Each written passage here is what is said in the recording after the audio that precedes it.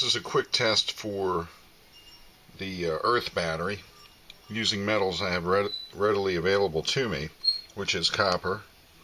Copper pipe is relatively inexpensive. I got rebar and I've got aluminum wire. These are both about 17 gauge. So let's check the voltage with the rebar.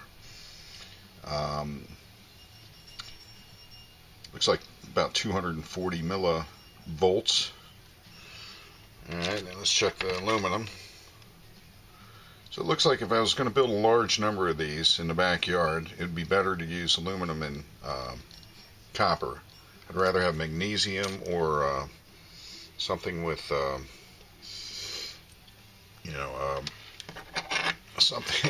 something with carbon, but I just can't get that stuff. It's just not readily available, and it's really expensive. If I do get it, I'm just going to throw this in here. This is kind of a zinc thing. Zinc seems to be better than aluminum, but the problem is I don't have a cheap source of zinc. So looks like it'll have to be aluminum. And what I get is fence wire. Fence wire is really cheap. You get it by the roll, which is about a quarter mile per roll. So from what I've read, it looks like you would put the copper, the positive, on the north side. So you run these in series. Aluminum on the south to copper on the north. Just run them in series about every 10 feet, and then reconnect. Now I can get copper wire for connector. Like let's say I run 10 of these in series.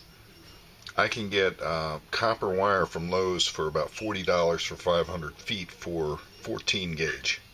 So it's insulated. So that would be the connector that runs back south. On my property, I would be going south to north. Aluminum to copper, and then I would run a copper wire back to the south so I could reconnect and hook up a circuit. I'll have to analyze the cost of all this, but I think the biggest pain in the ass is going to be digging this thing up and burying these, and maybe organizing this stuff into coils. I'd probably use copper pipe and maybe a coil of aluminum. I'm not sure. I could even use the iron, or the rebar, to induce a magnetic flux, like Nathan Stubblefield did, and a number of other people have done. Anyway, just an idea at this point. We'll see. I'm gonna wait till it gets warmer. I got 2 more months of cold coming up, so I'm not gonna do anything.